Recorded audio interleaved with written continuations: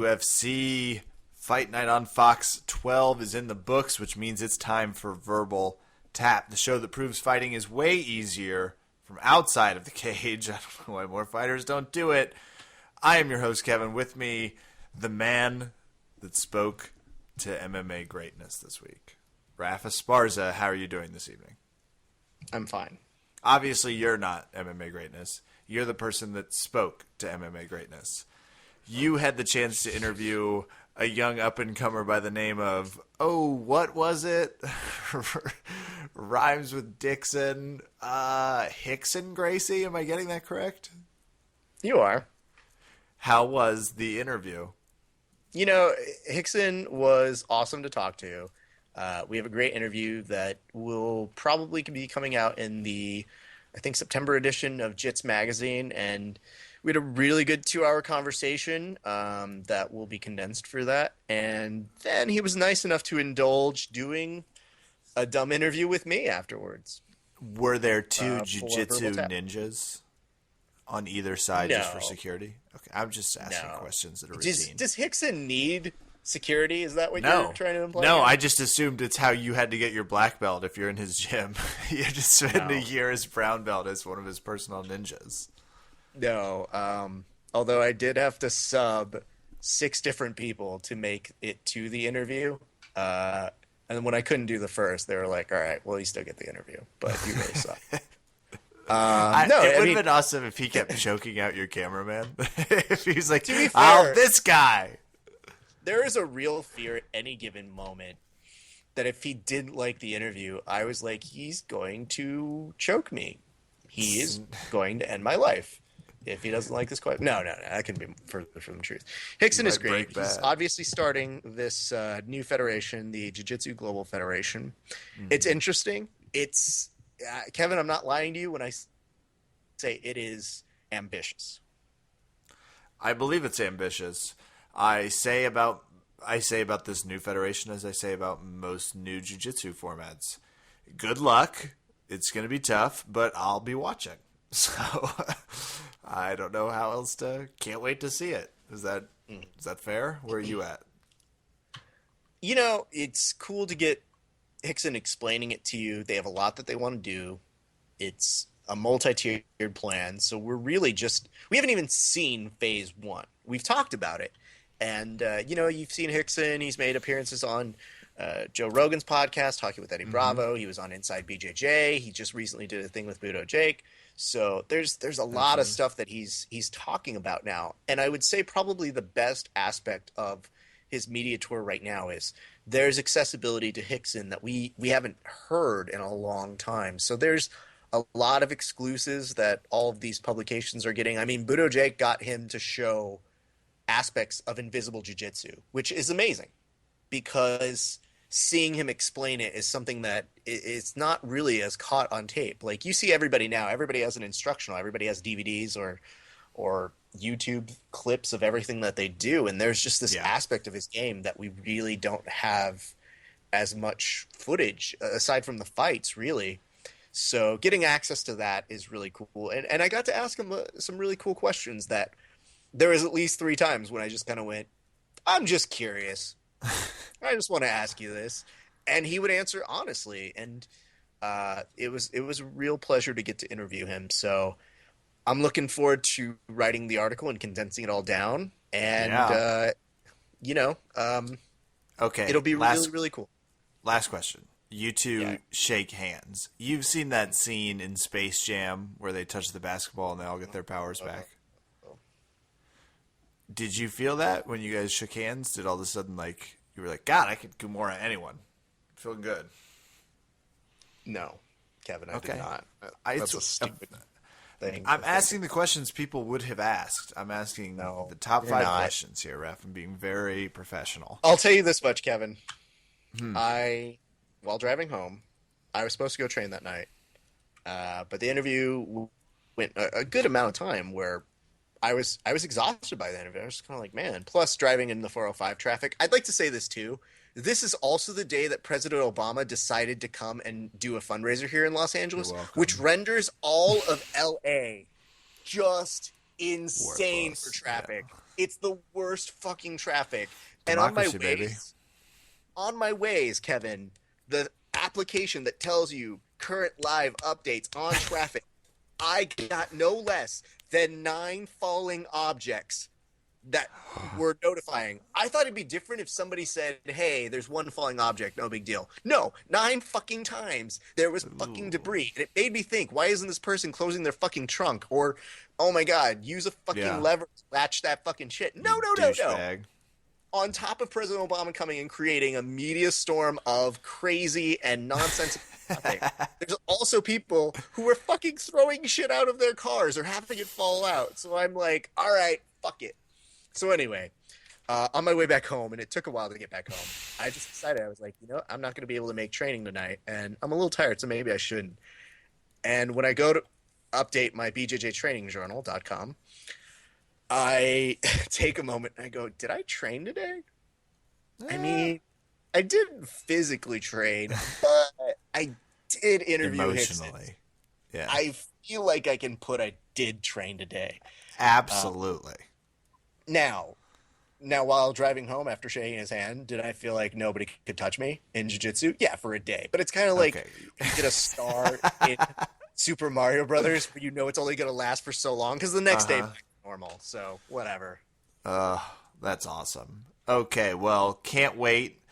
You were interviewing him for Jits Magazine. Can't wait to see the article. Should be coming out in September. We'll be screaming about it when it comes out. But last night, Lawler made a statement, Raph, and that statement was he wants to fight Johnny Hendricks again.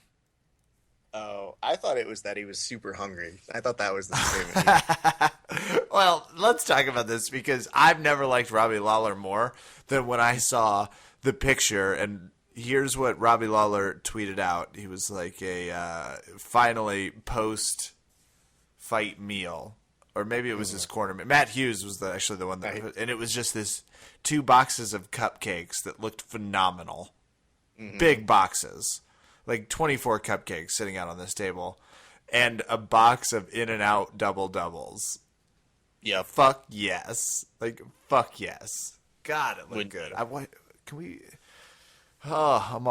a cupcake really badly, but I've never liked Lawler more. That's what I would do as soon as I got done fighting. I was very proud of him to begin with. People asked me, they're like, who were you rooting for in this fight? And I said, I don't care. I like both of these guys. I like Matt Brown a lot. And as I was saying that, especially as we got closer to the fight, I kept thinking, I actually like Robbie Lawler. I want him to kind of win this. And people said, well, why do you want him to win? I told them, I go, well, dude gave Johnny Hendricks a hell of a fight. He's insanely fought 3 times in the past 120 plus days. Yeah, no shit. I mean, he has my respect. So, yeah, why not? And he loves fucking vanilla cupcakes. He's the man. Great fight. My question to you after Ariel Helwani made it very clear that Dana had said, if this fight goes 5 rounds, I'll walk home. Which is somewhere around 693 miles back to Vegas. A, do you think he's walking home? B, were you surprised it went all 5 rounds? Lawler versus Matt Brown, of course. For some reason, I felt it would. I'm not going to lie. I had the inverse of what everybody else was thinking, where, yes, these guys both have knockout power, but I just had this suspect feeling that they would both be too good at what they do and that they wouldn't necessarily get knockout punches. And it wasn't like they were holding back. And that 5th round, that's your ideal 5th round for 2 people who want to advance in that division. They came out and they didn't waste any time. It was no patty cake, no fucking, all right, I'm going to jab here and see what it was. They fucking were going for a knockout punch the entire time.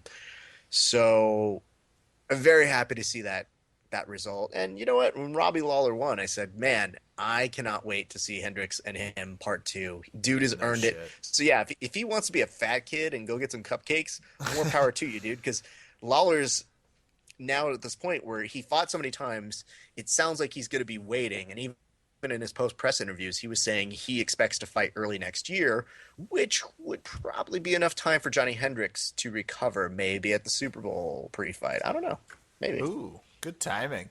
And great fight from Matt Brown. I did think Lawler won. I was actually really surprised Matt Brown can take a fucking punch. Jesus. So can Lawler. Matt got some really good strikes in. I thought Matt looked better than I had ever seen him, which is a compliment. He just fought a really good opponent. So it'll be fun to see how that division shapes up. I think Matt Brown's going to be obviously around for a little while, and I can't wait to see. I think Lawler's going to win the title. I think he's got the momentum now. Well, as Dana White said, and I thought this was an interesting phrasing as well, while talking with Ariel, he said, how does Matt Brown not advance despite losing in the rankings? So if you think about it, who is left in that ranking category, Kevin? Do you know that category intimately yet? No, I don't know it intimately.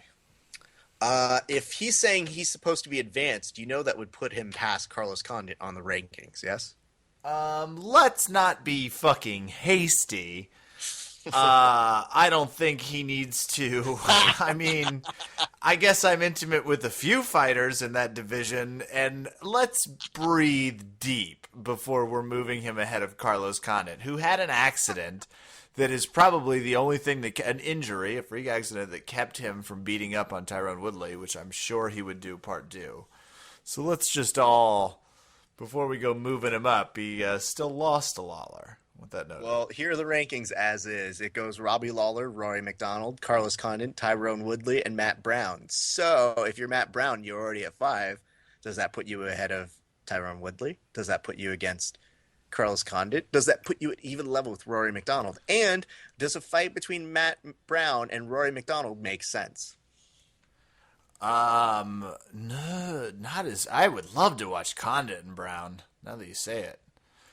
But Well, it would make sense. Rory needs a fight. Rory just beat up Tyron Woodley, so Rory is going to face either Matt Brown or Carlos Condit. In theory, we know how these things work. The rankings, especially that kind of fucking arbitrary, division. So. Yeah, I'm sure Condit's going to end up fighting fucking Patrick Cummins if it all goes according to plan. I'm sure it will. Great fight though in the main card. Mm-hmm.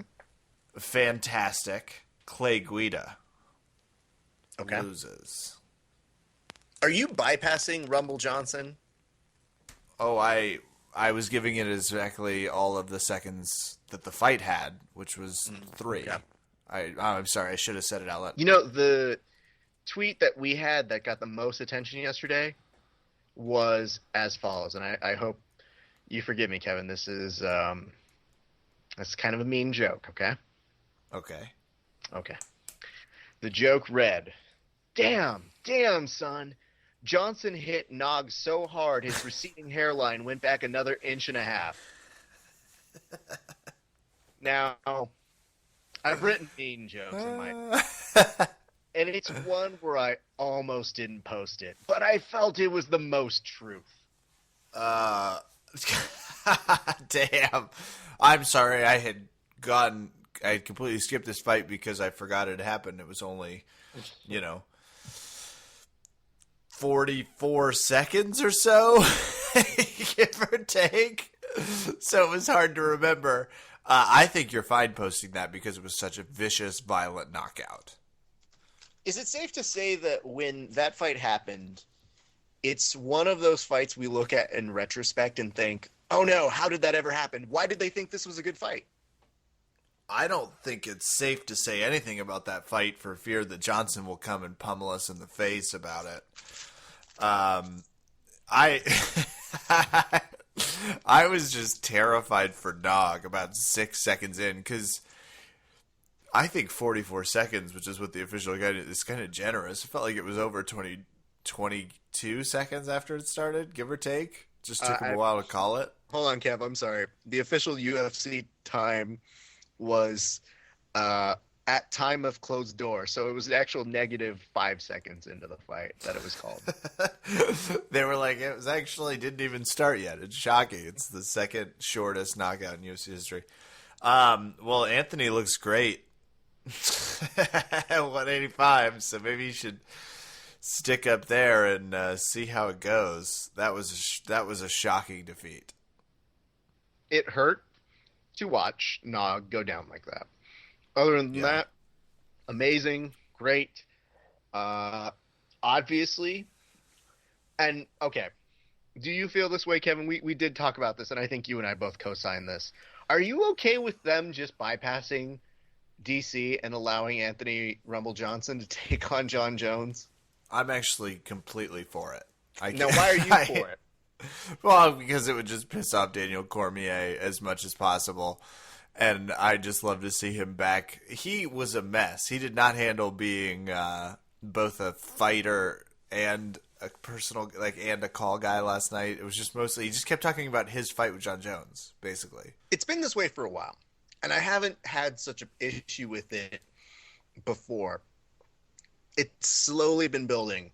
But now, when you get DC on the commentary booth, I felt like every segment there were at least 2 mentions of his fight against John Jones. And I couldn't tell midway through the telecast if they were trying to convince us or themselves that that's a fight that's worthy of anything. And it's not that it isn't, because on paper, DC's wrestling is top notch. John Jones is elusive. He's able to kind of work with people. He finds crazy angles.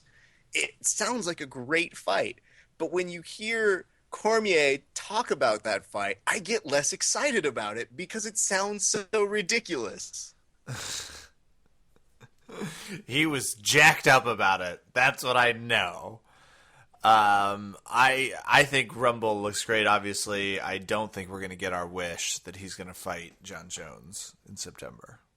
So we should just kind of make peace with it. I have made a certain kind of peace with it, and it's fine. Oh, I was like, you don't sound like you've completely given up, and I like your spirit. Speaking of not completely given up, Clay Guida fought as hard as he could against a mean-looking Dennis Bermudez that finally secures in the rear naked choke, finishes the fight in the second round. Bermudez had punished Clay Guida a lot, and Clay Guida's no slouch in the cage. He still looked good. He still looked as ferocious as ever, but damn. Do you think this was more how good Bermudez is, or do you think Clay might be losing a step? Hard to say. I mean, Clay's always been a wild man, so I don't know how you tell when a wild man is less of an athlete, because he's still crazily running out to the ring like the Ultimate Warrior. And even when he did get submitted, Kevin, the second after he tapped, he got up and ran back to his side of the fucking cage. Like, yeah, he did. I saw that. He just that's got fucking insane. It's like he doesn't even process. He can't take a moment to just sit down and relax. Like, the fight's over, dude. You can... Nope, you want to get up and run? Cool, let's do it. Like, he's just a different caliber of human being that is so refreshing to see in the octagon. So I have no problem seeing him fight.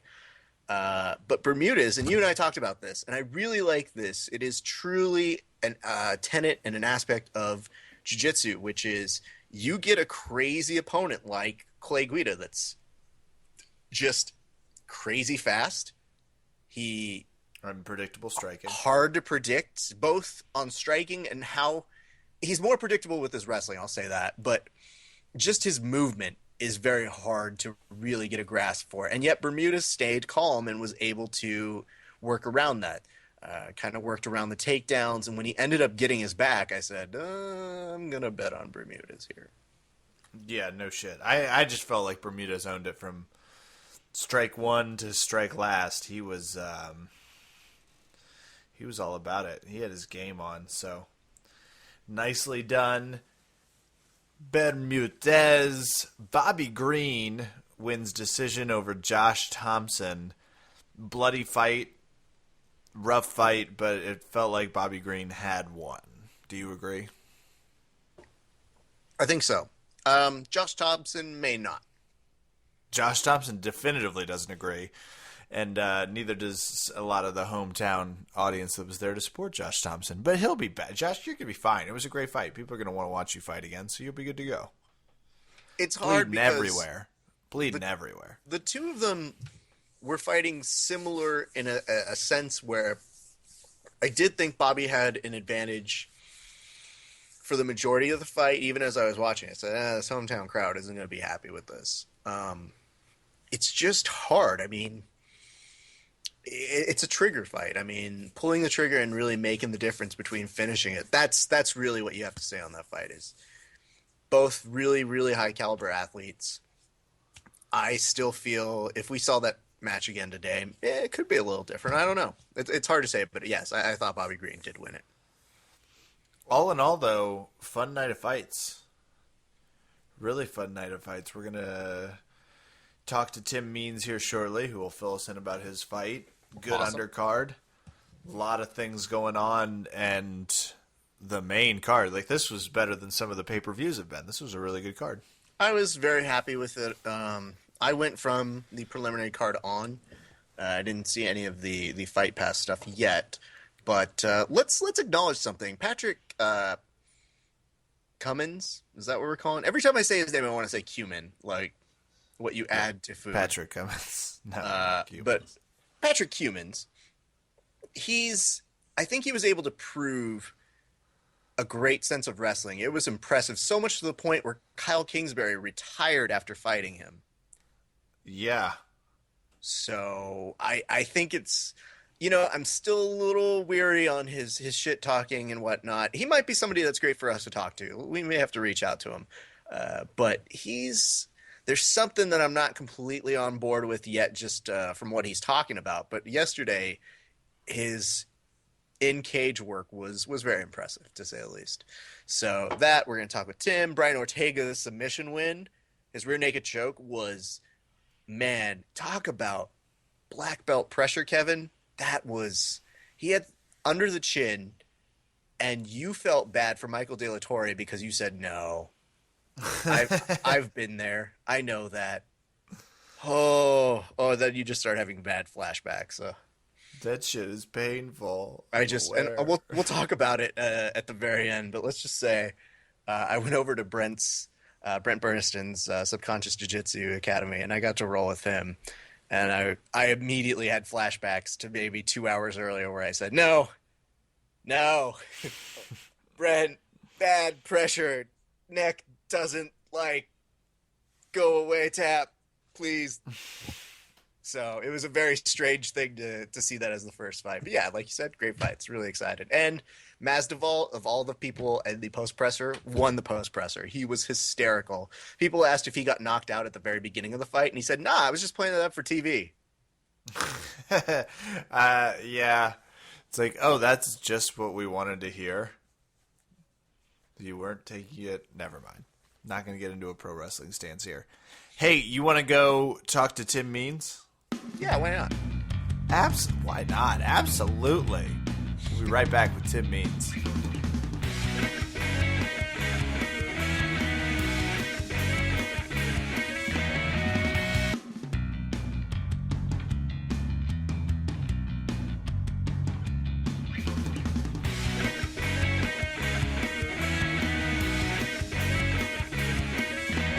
Verbal Tap fans, we have fresh off of a fantastic fight, a brutal victory that went to a unanimous decision. We have on the line with us UFC fighter Tim Means. Tim, how are you doing this evening?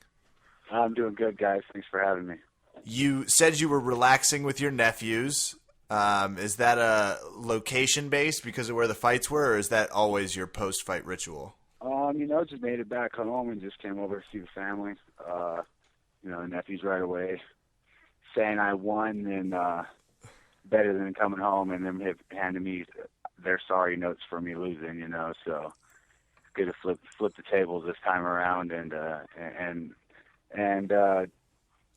just kind of hang out with the guys, hang out with the I'd kids. like to stop you here.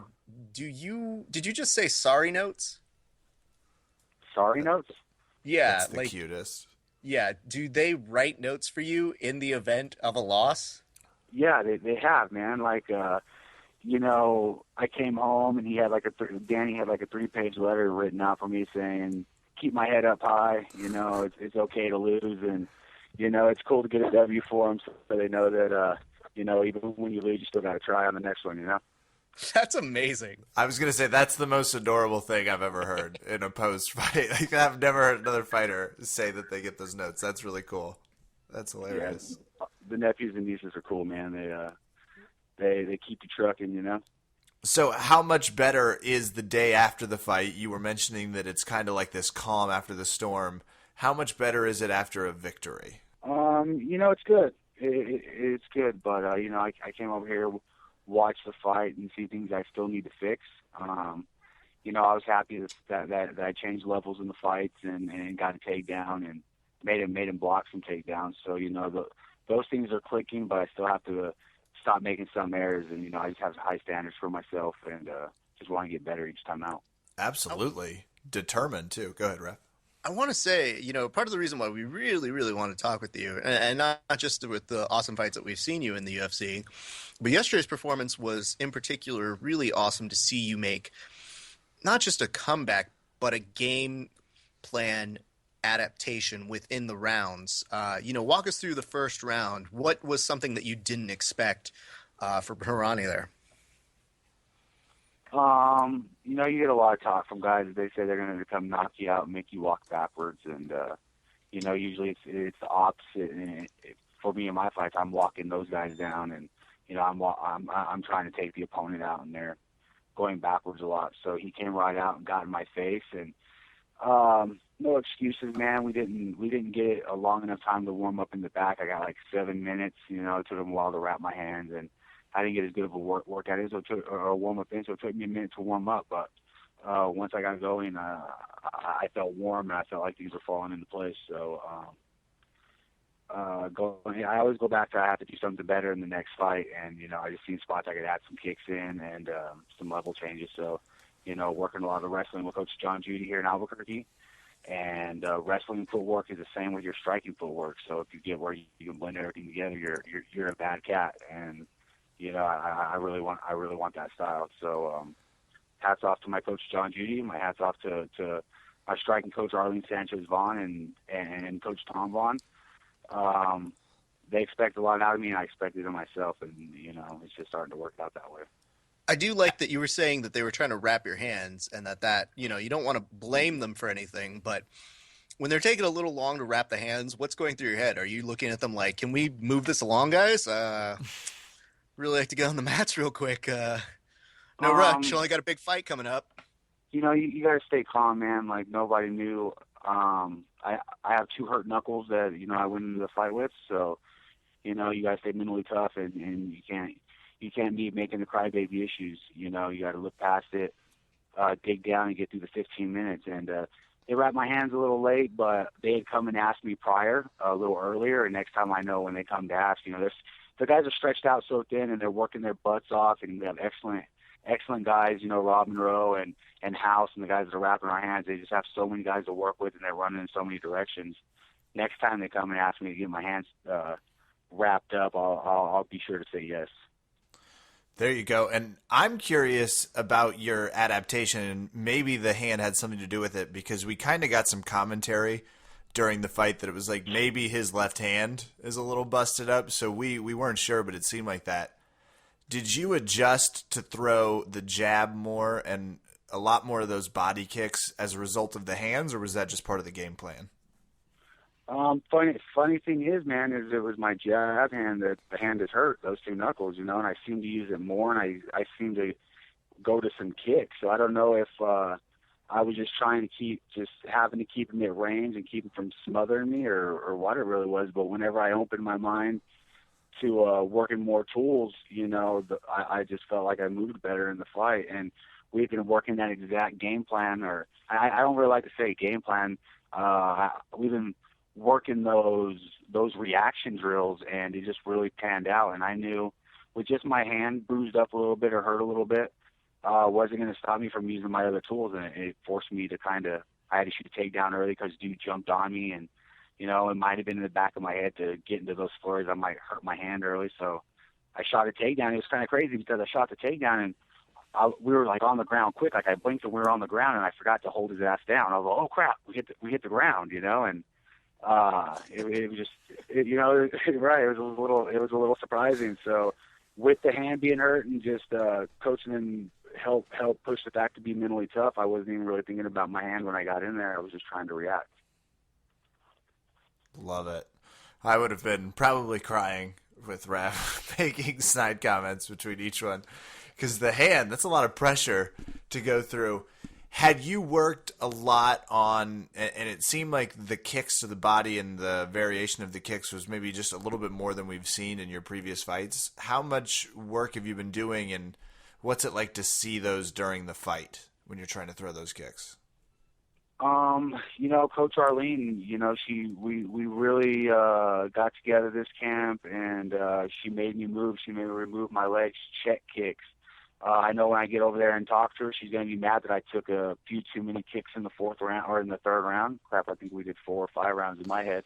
But three in the third round, I took too many kicks. So I know she's going to be drilling me, and she's going to talk a little trash to me about taking those leg kicks. So things really started just to click. I'd remove and put a jab or a strike out in his face, and just the style that you need to stand out. And I feel a lot of guys like to do the lay and pray style, but I feel to get wins on points. But I feel with adding in a couple of my own takedowns, I could take guys off their game and start dictating my own pace. And my coaches are really, really trying to instill that thought pattern. That's fantastic. Any crazy moments that happened in addition to, we always like to ask, especially at the night of these bigger events, and it was a great card. Did you have any crazy moments outside of the tape? Like, did all of a sudden Steven Seagal drop in the locker room or something? Nah, man. What Just did a happen in the standard locker fight room? night. It was a pretty normal night. Burt Watson's back there doing this crazy chant and getting the fighters pumped up, and he has a crazy speech he gives out for the fights, but it just puts you in the mood. And I swear that dude's got to have some throat exercises or something with the way he uses. Yeah, I don't know how to explain it, man. It's unbelievable. But he just gets you in fight mode. And but other than Burt putting it down, Johnson was in the back whenever he had got his big knockout, over Nogueira. Is it Johnson, right? The big dude. Yeah. Yeah. So he was back there, so he had the cameras back there in his face and his entourage and coaches and stuff. So it's cool to see a guy like that that's worked through adversity, and he's really come back around. It's easy to want to watch guys like that fight. He's gone through a lot, and now he's starting to put dudes down, and that's cool. I got to ask this because, you were away from the UFC for a heartbeat, but when you are coming back, is that a concern? Like, where are you mentally when you are coming back to the UFC? I knew it was something that I wanted. As soon as I got the phone call saying I was cut, I was like, man, I know I can do better. I had a tough go with, the stupid ass sauna and all that crap, and just doing things the stupid way. I really wanted to buckle down and show that, I have changed from my drug addiction days, and I do take MMA serious. I take my weight cut serious. I work hard at this, so to get a couple fights into somewhere where everybody wants to be and you want to be, it's tough to lose that. So I didn't think they'd call me back as soon as they did, but Joe Silva talked to the manager that I had at the time and said that it wasn't a performance issue. It was me making it 155, and I sat around, thought about it, and I really didn't like cutting all that weight. It wasn't fun anymore, and it made fighting hard, and I wasn't enjoying it anymore. So to get to move up in weight and take being at the fights and going through photos and crap, even when they're painting your face with makeup, you just take the moment in and you're like, hey, I'm where I want to be, and I'm doing what I want to do in my life. I don't have to punch a time clock and be somewhere where I don't want to be. And I was going to ask, for you, what is the difference now? What is there something maybe in particular? Was it just the idea of getting the UFC and then maybe not having that, and maybe the fear of having that? What was it that maybe the light switched on for you? Well, before mixed martial arts, I was in jail or I was in prison. My first holidays, all that stuff, and I don't have felonies, but I had a family friend that was a judge that I was lying to, and he made an example out of me. Showed me that don't lie to me, and he wanted to send me to prison on misdemeanors, and I called home on this one holiday, and my nephew Gino answered the phone, and his first question was, "Hey, Uncle Tim, you still in jail?" And right there, I realized that these guys are looking up to me. My nephew Julian. I realized that my actions could lead them right down the same path I was going, and be future criminals. And so when I got out of jail, that was just the thing. I needed some money, and I took a fight, and it was something that I liked to do, and my nephews were like, "Oh, cool, that's awesome." And it was something that like I could turn into a career, and I could actually make it a long-term thing for me, without having to, I'm not really a guy that can go to college and sit in class, ADD or whatever I have. I can't focus, but mixed martial arts, I have something to work towards, and I like my nephews looking up to me in a different light, and me not being a criminal and poisoning the youngsters in our family. That's good, man. Is there ever a moment when you just think, like, people pay me to punch this guy in the face? That's a cool incentive. Yeah, I'm like, I'm gonna go home and pay my house payment now. That's badass. But I'm not telling my nephews and my nieces to come be mixed martial artists. I want them to get an education and do things the proper way. I'm a hard head. I always use that saying. I've had to learn things the hard way. But if I would have just listened to my mom and dad and listened to some individuals that were older than me at the time, or are older than me right now, but I just thought I was smarter than them, I guess. And if I would have just shut up and listened, I could have put myself in a much better place than. I'm in a cool spot now, but where I was going through prison, I was going to say. I kind of had to go that route to really be like, "Oh my God, you're right. I'm sorry." I have to backpedal on a bunch of actions that I did and to make up for that. How do you find mixed martial arts helps you bridge the gap from a life change perspective? Because Raph and I are both jiu-jitsu people, we absolutely love it for those reasons. But especially someone sort of struggling with the different things you were struggling with, how much of it is MMA the activity that keeps your attention? Well, the fact that I get to get into fights is right up my alley. Just the fact to get to test somebody and get that pride and win those exchanges is cool for me, because it's everyday frustrations that for an individual like myself, I could be standing in line at a grocery store and somebody's just having a bad day and rude as shit, and you're like, "Come on, man, come on, dude, you could say excuse me, or sorry, something." But it's the way people talk to individuals nowadays. Like, I don't, the whole disrespecting, when you wind up in jail, you're going through the word bitch and these words that are pretty blunt and straightforward. Those were fighter words for me for the longest time. So now I have to control those emotions, hold back. If someone talks down to you, you're like, there's just words, I can move on. But I can take those emotions in the way I feel to the gym. And I can work on the technique and eventually get to take that word and fight somebody down the line and get paid for it, rather than fight this dude at the gas station and go back to prison. So for on things, and I just for MMA, I'm able to free my mind, and just it goes back to being open-minded and learning all techniques. And I guess how foolish of me to think that you were just fighting the guy in the cage. You were also fighting the guy at that gas station yesterday night.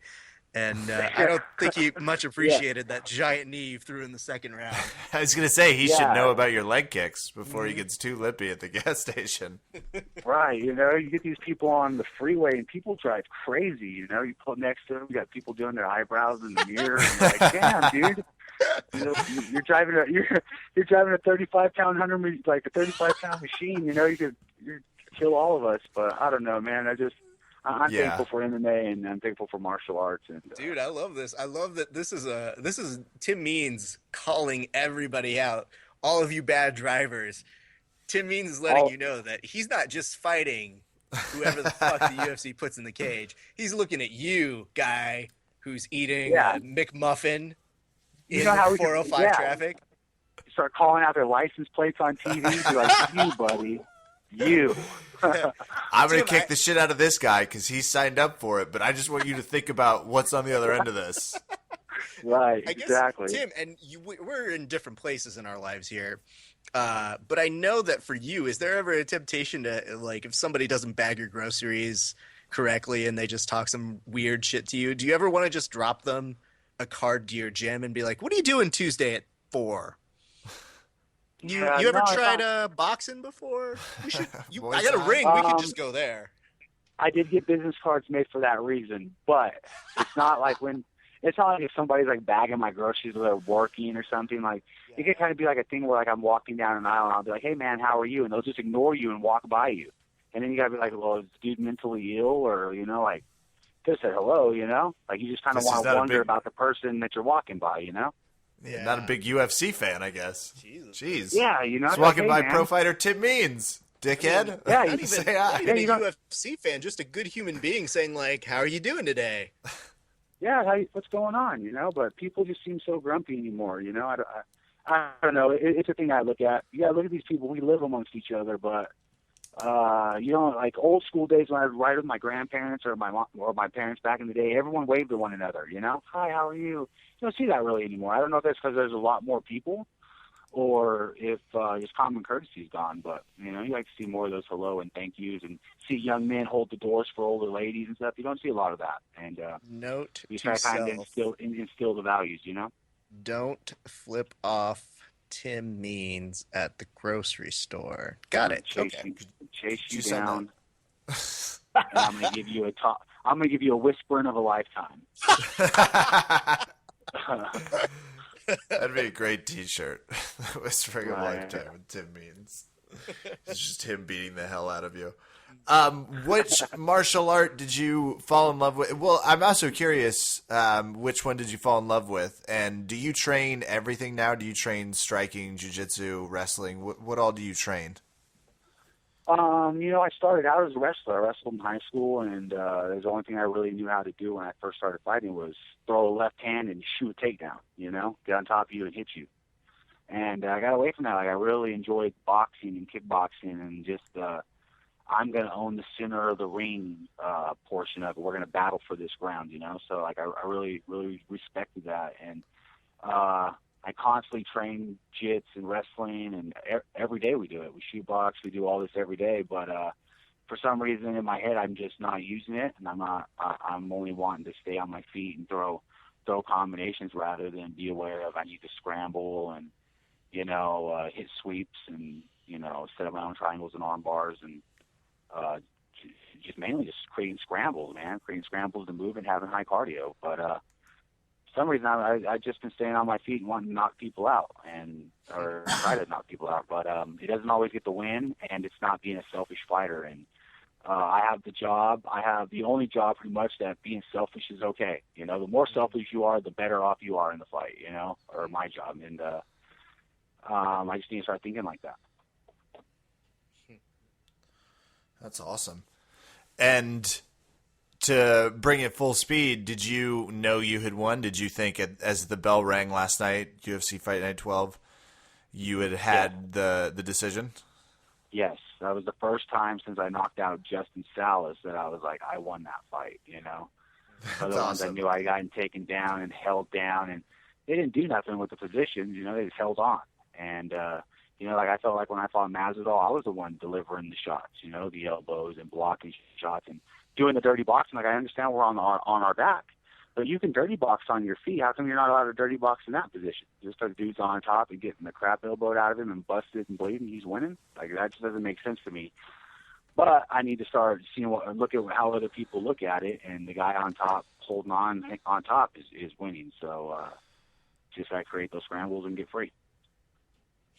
Yeah, you're talking to the right crowd about the whole, they reward the not ground and pound, just the ground and hold a little too much.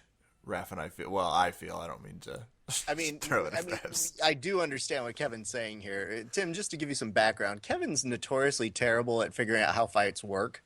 That's not which is how problematic I would say for doing this podcast. Kevin's the only person who can look at a decision and go, 30-26, and you go, huh? All right. Yeah. Well, good work, Kevin. Uh, Yeah. I will say this, Tim. This has been a big area of concern for us here on the podcast. Every time I refer to your name, I don't know what it is. Maybe it's my own politeness or just my own grammar, but I always want to use your nickname as Tim means well. And it's just because it sounds like it's an incomplete sentence. But your actual nickname is the Dirty Bird. How did that come together? Tim means well. Like sounds sensitive. Can't It is. Fight, man.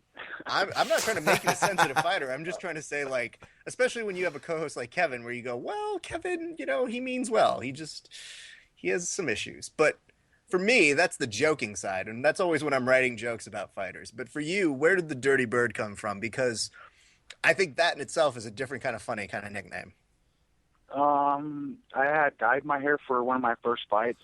I was 18, young. I dyed it, and it was supposed to be red, but it came out like a hot pink color, and it was most of the time like half the top of my head, and it was like a light pink color. And a buddy said I looked like a dirty bird, or a teammate said I looked like a dirty bird, and just that's what they started calling me. So that one action all of those years ago now has continue to progress. Has there ever been a moment where now that I know the backstory to it, have you ever wanted to change it, or have you just embraced the Dirty Bird? Tim means business was there. My coach Arlene was calling me that way before anyone came up with those little monikers or business sayings, is good. But Dirty Bird. I thought it was cool, and no one had it. No one had the nickname. I was 18 or 17, something like that when I first got the name. And I was like, yeah, the Dirty Bird. It sounded, I don't know, kind of rugged. But yeah, I just stuck with it, and mainly because everyone started calling me it. So it was just kind of something that it just started flowing, and it just happened. That's awesome. The other thing I wanted to ask Tim is yesterday, Bobby Green had a big win as well, and you have I believe a win over Bobby Green. Am I correct in this? Yeah, his brother reminded me a few times while we were out there that I finished him back in the day. But, Bobby Green, he's an entertainer, and he likes to do the talk and wiping the sleeves and all that good stuff. I thought him and Josh talked a little too much in that fight. I'm happy for him that he got the win, but it didn't seem like they were out there to hurt each other or really, really, really fight. They were just kind of talking and high fiving and doing all that stuff, and that's just not my style. So, hats off for the entertaining part. Like not everybody can do that, and that's cool. But looking at it as a fight game, I think you have to be a little bit more violent. I guess is the word. If they end up signing a rematch, A, is that something you'd be interested in? And B, should we suspect that there'd be more talking in that one to play it up for the TV cameras then?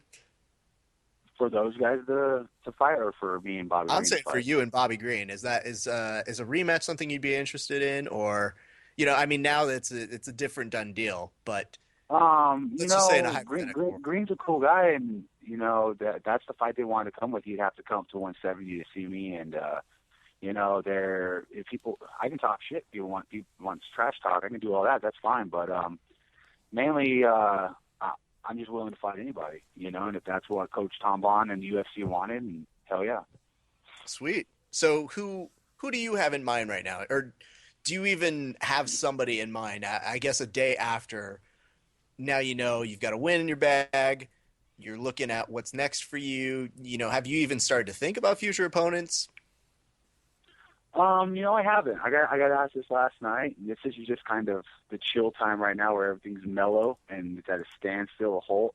Everything's been going crazy for the last 10 or 11 weeks. Just constantly grinding, constantly thinking about this fight, and I'm looking just to kind of sit and idle, go get my hand X-rayed. No kidding. Go get my hand X-rayed, and just kind of do all that good stuff, and just be in the moment. I wasn't being in the moment, but my first stint in the UFC, I didn't enjoy it, and I sat back and thought, man, I've been working my butt off. So right now, I'm not really going to think of an opponent, but whoever Tom Bond, Coach Tom says, and Joe Silva says, I'll be there. There you go. I like that you're ready to go. We'd love to see you back, but we do have to ask before we let you have your night. What do you spend? Like, there's got to be a Tim Means hobby. What do you spend these next 2 to 3 weeks as you finally get to breathe doing a little bit more than you get to while you're fighting? When Brenda's not making me pull weeds, Brenda's my fiance, by the way. She's boxing here in like 3 weeks up in Canada. Oh, nice. Hey. So, yeah, she's tough. She's like a cooler physique than me. It sucks when she wears like little muscle shirts. I have to wear a long sleeve. I'm like, that's some shit, you know? But, you know, she's a super tough fighter and she's a hard worker. But when she's not making me pull the weeds, you know, I can sit there. I watched all of Dexter not too long ago. Sit there and ate peanut butter and something else is delicious. I ate that almond spread, that chocolate almond spread. Hey, And yeah. I watched Sons of Anarchy and just kind of blitzed through some TV shows. But you know, I Nutella. like fish and all that good stuff. But that's my Yeah. main go-to hobby in between practices, just watching some TV shows. Hell yeah. Tim, I like you know- that he does what we do on like a Saturday night when we're Yeah, I was upset. like, yeah. Tim, He while you were eats some fighting, peanut butter. I put away half of what you mentioned just while you were fighting.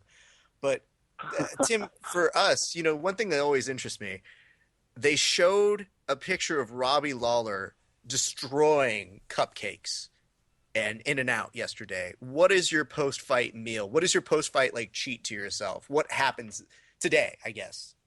It's usually just kind of random, you know. I wanted to snatch some ice cream up right away, but we went and got some pizza, and that was badass. They had some garlic, pepperoni, and sausage on it. Gave me heartburn right away, but it was good. When I got here, they had me Oreos waiting, you know, the birthday cake Oreos. Oh, And, those are the best. there was a wedding. One of the cousins had a wedding last night, so there is half the cake out there. So I'll be getting down on that here soon. Damn, And man, milk. We got that's some milk in here. That's the best. I'm not kidding you when I say this. We had somebody who showed up at poker this week. They brought these birthday cake Oreos. The whole crew, and I had never really chowed down on them, but the whole crew of us at poker make fun of this guy until we eat them. And then this guy became the biggest hero at the poker table. We were all like, we were fools. This Oreo frosting with funfetti bullshit in the middle, delicious. They are good. I just had them for the first time just now. Like I just been eating the Really? regular Oreos, but they were good. I just had them. It's pretty cool that you said that. They're Yeah. delicious. Yeah. Life changing. You feel stupid having any other Oreo now. This is really helpful, I guys. I'm really starving. feel like I've been missing out on something exciting. I really do. And that is the birthday cake filling Oreos for those who would like to send them to both Tim Means and Rafa Esparza for free. Again, Oreo. Or birthday if Oreo's interested in a sponsorship, we'd love to do Yeah. a read. I'm sure Tim's interested. Oh, I'm just yeah. saying. Oreo, where you at, homie? Come Yeah. on. The dessert of champions. That's what they could call it. That would I be just fantastic. want- you can pay me in Oreos.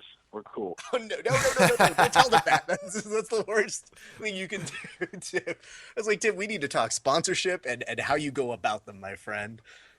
Just send me Right. Oreos. That'll be the second good t-shirt. Well, Tim, you were saying one of your sponsors is one of my favorite. They make some really cool grappling gear. Hayabusa. Yeah, they picked me up for this fight, and it was pretty cool. That's badass. Do you get like a catalog of things, or they just send you the care package? How does that work? They sponsored me for my first stint, sent me like a backpack and some gloves and stuff like that. But they were paying me a couple $100 every fight, so you know, it's not a lot by any means. But anytime you get something for free, you're like, yeah, that's cool, man. And then you try to wear it as long as you can. You know, like I wore those gloves for so long where I finally had to retire them. But you know. Well, I mean, Great dude, brand, we know the plight of the MMA thing where, hey, man, every little bit helps because they aren't paying you guys nearly enough as they should be.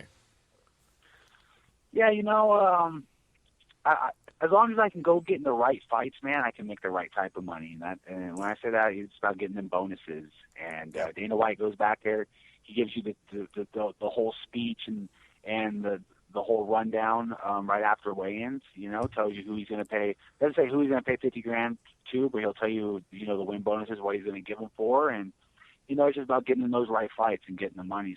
So it's really going to come down to me on if I can kind of, I guess, build a little bit of a fan base and have people ask to see me want to fight. And when I show up and fight. And I feel I can do that at 170. And 155 was holding me back, and I was putting too much of my mental thought into just making weight.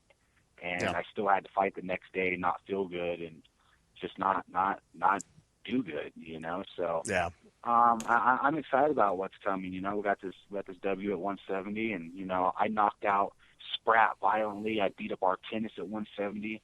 I just kind of had a lackluster fight with Magny. The dude has a damn javelin for a damn jab. You can't find it out. So that's a whole nother issue, you know. Yeah, but it's long. cool, and I'm happy. I'm happy to run into that adversity, man, and just really see what other tools I need to come up with to dictate the pressure. You know, I think one of my front kicks, I think last night I buckled Hernani's arm and I felt it click and break, you know, and you know, it's just as long as I keep pressure up like that, you know, I can get a lot of these fights to go in my favor. Well, you hear that, Verbal Tap listeners and audiences, get behind this man so he can make some more cash and give you some more exciting fights. Come watch me fight. Yeah. That's a great dare. Let's make a t-shirt that says that. Yeah, that's all I ask. You don't judge a book by its cover. Just come watch, and then if you don't like me, then fine. At least you tried me. You know, shit. Jesus. He's even polite in his way. I know. Asking for you guys to come see him fight. It's not even a calling out people. It's just a literal like, no, but for real, see me fight and make an educated decision from there, people. Yeah. Why do you have to go like, oh my God, he's fighting this guy? Okay, cool, he's fighting that guy. That's the only way you get noticed. Like, you don't follow in the crowd, everybody.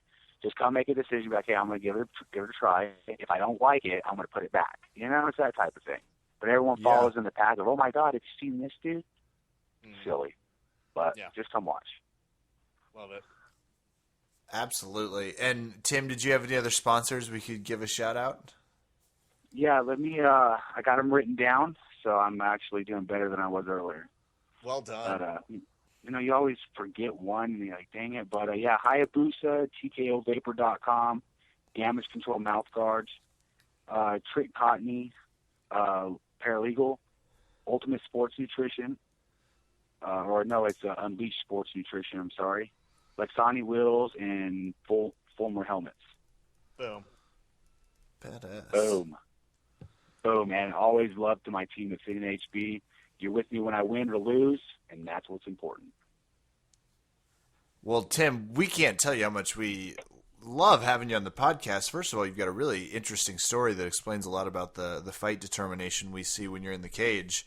We had a blast watching you fight last night, and we will definitely have you back on the podcast in the near future. Yeah, I appreciate it, guys. Thanks for talking to me.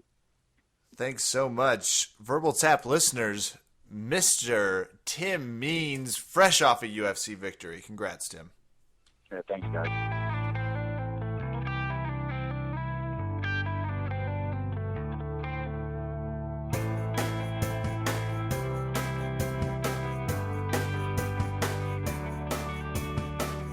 Woo, Rafa Esparza, Tim Means on the podcast. Cool interview, cool guy. I didn't know a lot of his backstory. It's really interesting. He's, always been a good fighter, but really cool to get to hear, I guess, some of the stuff and some of the reasons why. Yeah, can't wait to see him fight again, which I have a lot of confidence will be very soon. Raph, that's going to do it for us here tonight on the Verbs Tabsies, which means it's time for shout-outs. I like it. I can't believe you let me get away with Verb Tapsies. Hey, I'll go ahead. You still know how dumb you are when you say it, so I feel a little more redeemed by it. But go ahead. True. All right, I'm going to start off with an oldie but a goodie. Bubba the Menace McDaniel, first of all, wins inside the cage. Yay! Obviously noteworthy and congrats-worthy. Also, finally, I paid up on our UFC over-under Kevin Bet and gave him his promo video. And, Raph, I'm not going to say that's what caused him to win, We're going to have him come on and tell us what it was. But I feel like it definitely was a big part. Do you think, am I overreaching? I don't know what the effects of Japanese kabuki-esque makeup have on fighters' fighting abilities, but I'm sure we could commission a study for it. From your lips to God's ears, I think that definitely has to happen. Conrad Pete Dia also won his fight. Yay! This weekend. Always good to see our friends in the cage doing great things. Had some great 50-50 attacks and transitions this week from Andrew over at BJJ and MMA Academy out in Chantilly, VA. If you ever need to find us, just plug in the plug in your zip code on BJJ Finder, the app that is the premier jiu-jitsu school locator. Don't have me explain it to you. It'll take 3 years and be hard to understand, but otherwise you should be able to get it. Gonna throw a shout out. I'm gonna start giving shout outs to people from my gym as well, Raph. Yeah, please mostly do. as an accountability factor to see if they're listening. Okay. Yeah. I'm gonna lead off with Marcus White. Doing great things. Always, he's one of those people that trains. He gives you 140% of the strength he has. Always. It's fantastic. Always helping me stay focused on training. So, Marcus, shout out to you, sir. And that's going to do it for me, Ref. I'm so enthralled. Shut up. I don't know what you're going to say, but shut up. Oh, Kevin, you don't know what I'm going to say. Let me speak first before you judge me as a human being, Kevin. I was just about to comment on your wonderful command of the English language when it comes to talking about things that you already know, like BJJ Finder. I've got skill. So Hey. they call me Kevin Cold Reed Phillips. Oh, in the God, office. please don't ever call him that. I will start off with a compliment to you, Kevin. What you may not know is when your teammates or your friends contact me, I usually always end with a comment that says, please beat up Kevin for me. And it's a pretty consistent rule. It doesn't matter who it is. They've dropped me notes that said, oh man, I like your podcast, or oh, you guys are cool. And I always end with, beat Kevin up for me. And this week, Andrew Correa, who is not only the head instructor of Kevin over at BJJ and MMA Academy, but also our good friend over from BJJ Finder, sends me a note, and we talk for a little while, and I end with, do me a favor, beat Kevin up. And he goes, I don't know, man. He's getting tough. So compliment to you, Kevin. Hey, yeah. Thank you. I'll take it. You're welcome. I thought you deserved a good recognition. Not for your command of the English language, Oh, God. But- for jiu-jitsu. but for for showing up. I think is probably the better aspect. Can't keep me out. So let's talk about this week over at Valley Martial Arts Center. V And Kev is really giving it the due props it deserves, because this week we celebrated our 30-year anniversary as a gym. And I got to tell you, Kev, we had the best surprise I think we could have dished out. Our good friend, Carlos Estrada, he was getting his blue belt today. That's awesome. It was awesome. Now, we also had an open mat before we did the actual, I guess, acknowledgement / party. And there was going to be some downtime of about an hour. And Carlos, when he's rolling with me, and he's a great training partner, he just goes, all right, Raph, you want to train again? I go, yeah. He goes, I don't think I'm coming back at 4:30, so I want to get in all I can right now. And I go, okay, cool. And over on the side, I find out he's going to be getting his blue belt. And I go, oh my God, he's not coming back. You guys have to make sure he's coming back to get his blue belt. And this is the actual story. So that's just the preface to it all. So Carlos comes over, and everybody is super excited to see him. So if you don't think something's going on, you should get the feeling that maybe, something's up. But Carlos has no clue. But everybody's walking over to him and like, good to see you, Carlos. Oh, man, it's so good to see you. What's up, man? He's just kind of like, hey, what's up, everybody? Cool. I came late, I know. So our instructor, Marcelo, pulls him over and he goes, hey, come here real quick. And Carlos goes, okay. He goes, you came late. Now do a burpee. Carlos He just does the burpee, and he goes, okay, I guess so. All right, I did the burpee. And the time it takes him to get up from the burpee, they throw the blue belt over to Marcelo, who then wraps it around him, and he starts looking at all of us like, you guys, you guys. And it couldn't happen to a better training partner. So we were all super happy. And he was truly humbled. He tells me afterwards, he goes, I had no clue. No clue this was happening.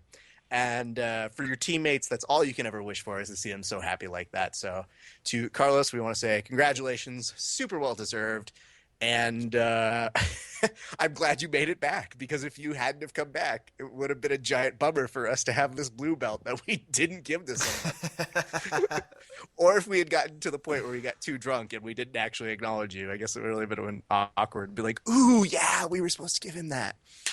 So That's really funny. My thanks to him, all the good people at Valley Martial Arts Center. We got to do a quick demonstration, I guess, of what we do in jiu-jitsu to people who have never been there before. So we got to show moves. I got to go around and help people, which is awesome. So my thanks to everybody there. Congratulations on 3 years. The best place to train in Los Angeles, without question. I will fight you if you say otherwise. I may not fight you well, but I will fight you if you say any otherwise. Let's talk about some other stuff. Let's talk about the fact I want to thank Rickson Gracie. I want to thank him and Tony Pachensky for hooking me up with a great interview with him. It was, Kevin, truly a highlight. Yeah. It is something that I feel we'll get a good interview out of, or at least an article, and we wish them a lot of success. You know, whether you agree with the stalling or with you're one of those guys who doesn't quite feel that that's the right way. You've got tournaments now that you can make choices. So I think at the very least, it's getting a great conversation going in the community. And do what you feel, you guys. If you feel better with one rule set, try them. But don't be afraid to try another one. So that's our plug for them. Let's go ahead and talk about this week. I got to get trained with Brent Burniston again. Kev, we have Subconscious Jiu-Jitsu. And I mentioned a little earlier on the podcast, he was really cool to train with again. But we trained with two periods straight, right? So I roll with him for a bit, one might say. And at the end of it, I had a really nice talk with him where he was saying all of the things I was doing right and giving me some great positive feedback and stuff that I can really, really do. And I think the trick about Brent that makes him so good is he makes you believe that you can do a lot of stuff in jiu-jitsu. That is one of his greatest gifts. So he didn't have to take that much time out to talk with me, but he did. And that's how connected he is to his students. And of his students, I'd also like to shout out Mitch Scott, who, Kevin, do you ever have this? Do you have a person that you wish you could train with on a regular basis that you've visited other academies? Absolutely. What is it that you look for in somebody who trains like that? What is it that you miss most about it? Just someone that kind of matches you. They always have that ability to draw out some cool transitions. Mm-hmm. And you just find yourself kind of going a different direction that you don't get, and it's a cool feeling. I like the fact, and in this exact same way, Mitch and I complement each other's styles very well. So that's something that is really great because you don't feel like you have to outmuscle anything. It's all technique, and that's what I really like about rolling with him. So my thanks to him and the good people over at Subconscious. And you know what, man? I'm looking forward to some projects. I want to thank Joey Diaz for being on our podcast last week. And we've got a big thing that we're doing. I did a great interview with him that's going to be written up as well. And I've got some projects lined up this week. If you guys are actually in the Roland Heights area, Zandy Ribeiro is putting together an amazing seminar that's going to be at Higher Ground Jiu-Jitsu. That's going down Wednesday, the 30th. I will be there, and we'll be recording some footage of it. So come say hi to me and beat me up. And our good friend Ryan Fortin is going to be in town, and we may be filming something within the next day. So keep a lookout for that as well. So, yeah, thanks, everybody. Big things happening over here at the Verbs Tapcast. Follow us on Facebook at Verbal Tapcast. Follow us on Twitter at Verbal Tapcast, Instagram, whatever. You can find us YouTube at Verbal Tapcast. For all these fun interviews we're offering, please leave us a little 5-star rating over there on iTunes if that's where you're downloading the podcast. 5 stars. 5 stars. That's going to do it for us tonight here at Verbal Tap. I'm Kevin. Thanks for listening. Good night and good fight. you. I learned it from interviewing with somebody this week.